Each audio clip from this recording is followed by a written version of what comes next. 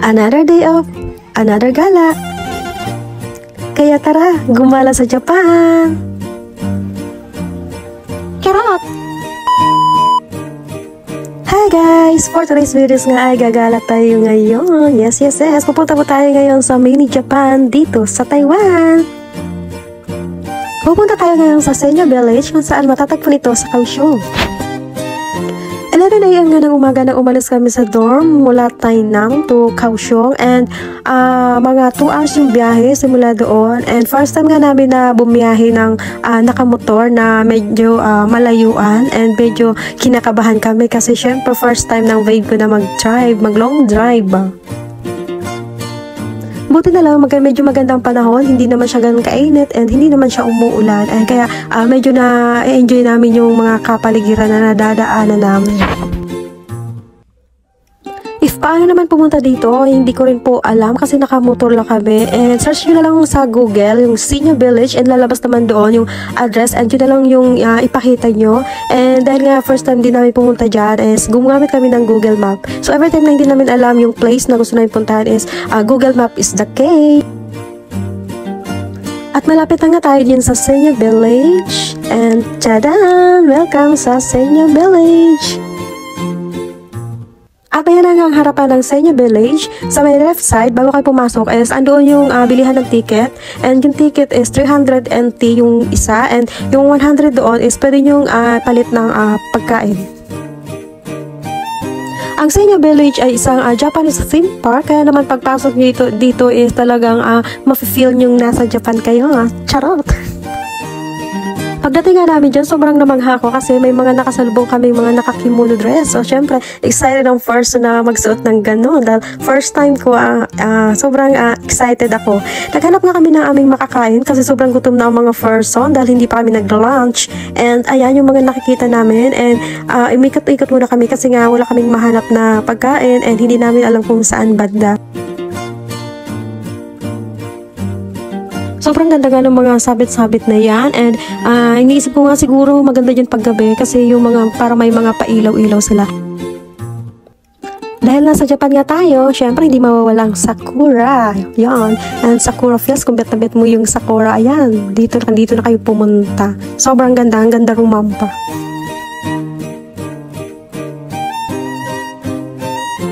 At rumampa na nga ako, and habang lumarampa nga ako ay natatanaw ko na yung bilihan ng pagkain, kaya naman pumunta na kami dahil gutom na nga ang mga person. Di ba?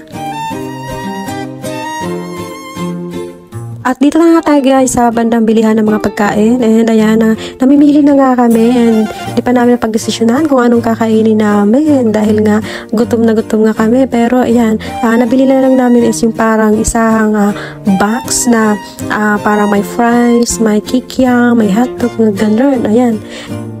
Kaya naman, tara, kain tayo guys. Happy yarn, busog ng person. Pagkatapos nga namin kumain ay pumunta na kami sa bihisan ng kimono. At pagdating nyo doon, bago kayo pumasok, kailangan is na-like nyo na yung FB page nila na Senya Village. So, kailangan 5 star para free kayo ng 1 hour na yung sa damit. And yung damit nga pala guys is good for 1 hour only. So pag halimbawa sumobra na is may additional bayad na. And ayan na nga yung loob ng ng bisa. Pagdating nga namin doon, ang dami-daming tao and ang dami-daming mga damit. So ayan yung mga damit, may mga pachinelas, sombrero or mga ginagamit ng Japanese. And habang naghahanap nga ako guys, iniisip ko kung kasya nga ba sa aking damit kasi sobrang haba nila. So syempre, malit lang person, so nagdadalawang isip ako. So una ngang napuntahan ko is yung napili ko is yung medyo pang bata siya guys. And habang nagsusukat nga ako, nakita ko nung mga nag-assess dyan na hindi daw yun pwede. Dapat daw sa akin is yung pang matanda baday. Charot! Kaya naman naghanap ako ng iba, and may nakita nga ako doon, and ayan, so dahil nga arte-artehan tayo, ganyan na lang, hindi na siya para kakaiba is hindi na lang mahaba, and ayan na nga si babe. Parehas na kami nakabis ni babe. And siya nga pala guys, yung payong-payong ko, ay yung kaartihan, yung parang headband, is may bayad po siya na 50 NT. Pati yung espada, and then yung pamaypay, ayan, may bayad po yan. Pero yung damit is wala po. And ayan na nga, lumabas na nga kami at nagrampa-rampa na si ate girl. So, diba, sobrang shala-shala.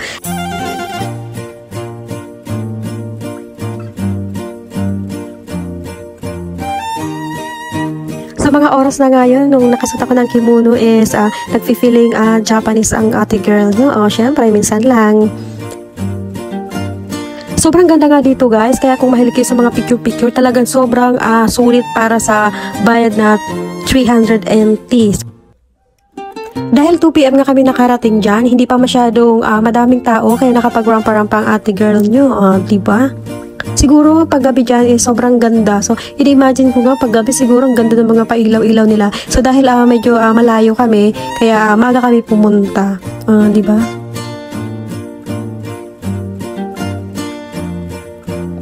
At pumunta na nga kami sa pinakaduluan. Ayan na si babe, nagfi-feeling Zoro. May pa-espada pa ang person, diba?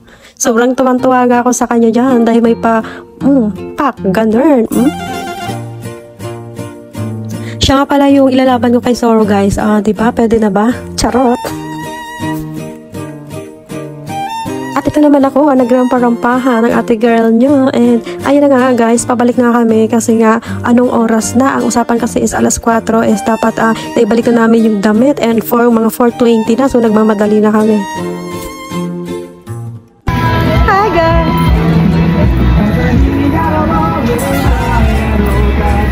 Pakita mo ang iyong sword. Siya si Zora. Hindi siya si Zoro, Zora, si nakakazora.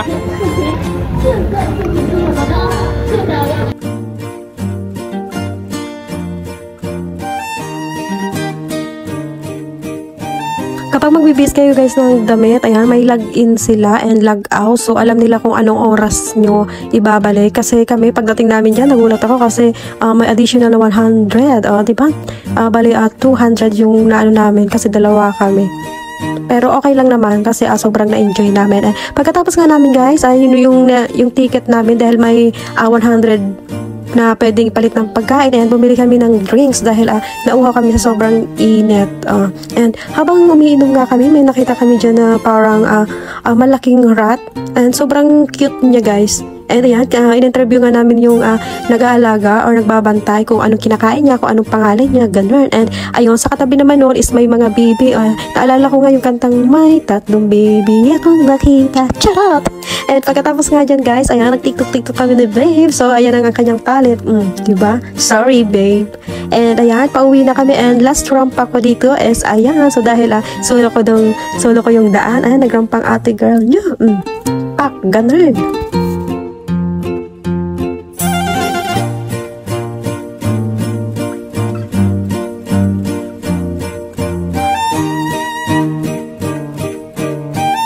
At dahil 5 PM na, malayo pa ang aming uuwian, ayan, uuwi na kami guys. So, thank you for watching. See you in my next vlog.